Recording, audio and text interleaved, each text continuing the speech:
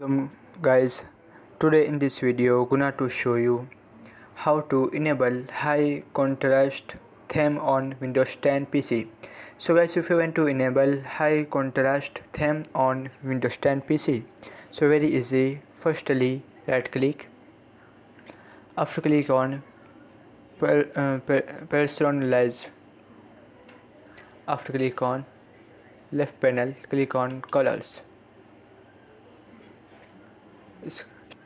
and click on high contrast settings.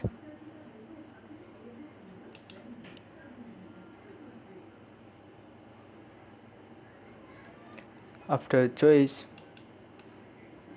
firstly turn on high contrast.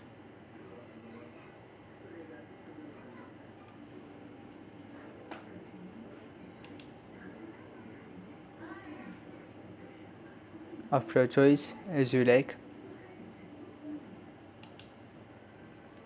that is.